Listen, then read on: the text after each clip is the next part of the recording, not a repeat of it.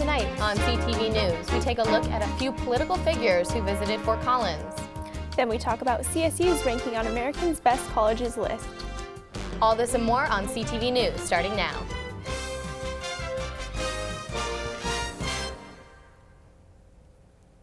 Good evening, CSU and Fort Collins. Thanks for tuning in to CTV News. I'm Alexandria Clow. And I'm Bryn Carmen. With only 2 months until the presidential election, campaigning is in full swing. This morning, one of the leading surrogates was in Fort Collins discussing school choice and public education in America. Ivanka Trump, the daughter and main surrogate of Republican presidential nominee Donald Trump, was in Fort Collins Thursday morning touring charter school Liberty Common. Her campaign called just a few days ago and asked if they could bring her to the school and let her take a tour and learn about charter schools and public education policy. And so we gave her a quick tour and had a discussion about those things. Ivanka is the first major party surrogate to visit Fort Collins for the election season. Treated it like any other tour that we do here on Thursdays at the school. It was a little shorter given her time frame, and that there was an entourage here with her as well, which isn't normal. But we gave her the same tour we give all of our visitors, and a little discussion afterwards. She wanted to visit, just chat about public education in America and public education policy. We think the U.S. government is a problem, and that every time Congress and the U.S. Department of Education get fixated on some new faddish, quote-unquote, reform, it ends up sidetracking academic growth and a purposeful education mission for the country. That happens at charter schools. It's even worse in regular public schools. And I just express my preference that whoever the next president is, that their mission and goal should be to reduce the influence of the U.S. Department of Education in our local schools. She was very receptive to the idea, and now, she's not a candidate, but she said that her father would be receptive to those ideas, and which is great. I hope both candidates would be receptive to that idea. According to Real Clear Politics, Donald Trump is trailing Democratic nominee Hillary Clinton in Colorado by 3.7 percentage points. On Tuesday night, the U.S. Senate candidates town hall tour came to CSU. The tour includes two third-party candidates who are running for Colorado Senator Michael Bennett's U.S. Senate seat. Arm Manconi, the Green Party candidate, debated against Lily Tang Williams, who is the Libertarian candidate. The debate covered both of the candidates' views on college debt, health insurance, tax plans, immigration, and much more.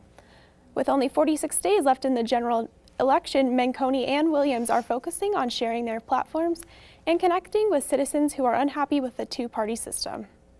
I'm here on these college campuses, and we're at 6 of them on our tour, in order to talk about the issues that we feel that are important to them and that they'll face and that the established candidates won't do. And then what the politicians will say, well, you want the better of two evils. What happens if you get the more conservative candidate instead of Arn, the Green Party candidate?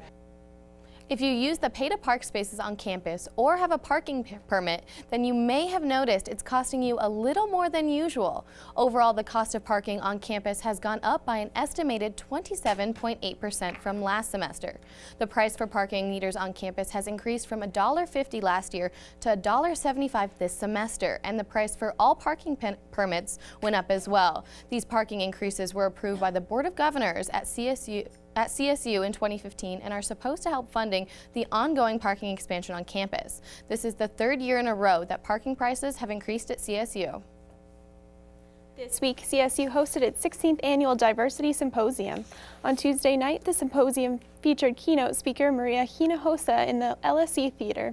Hinojosa is an award-winning reporter, anchor, and executive producer of Latino USA on NPR, a show that has won a Peabody Award. Her speech was dedicated to tackling some of the biggest cultural issues in the U.S., along with talking about diversity today. She closed her speech by saying, "You don't want to be seen as the other or different. We want to see ourselves in each other." Maria asked attendees to be open to diversity and vote in this upcoming election. According to U.S. News & World Report, America's Best Colleges list released last week, Colorado State is ranked among the top universities in the country. CSU is now ranked number 61, climbing 6 spots over the last 4 years. The school is among the top U.S. public universities because of its continuous commitment towards faculty excellence, an increase of student scholarships, and significant funding to improve campus. The deadline for entries in CSU's annual Homecoming and Family Weekend Parade is this Friday, September 23rd. The cost to enter the parade is $100 for CSU and education-related entries and $225 for non-CSU entries. After the deadline, entries are still allowed, but a $150 late fee will be added on. This popular CSU tradition will take place on Friday, October 7th at 4:30 p.m. and will start at House and Oak Street and end at the Oval. For more information on entering the parade, you can go to advancing.colostate.edu/homecoming parade 2016. It sure felt like homecoming season today with the fall air and the It really, weather. it really did. It was cloudy and kind of cold today, and It was. nice. Those clouds stayed pretty low, but then when I came to the show tonight, it was actually sunny. So It was, couldn't but- really make up its mind, but it definitely felt like fall. It really did. Up next, Nicole Conklin has the latest weekly weather forecast. The fall weather is officially here.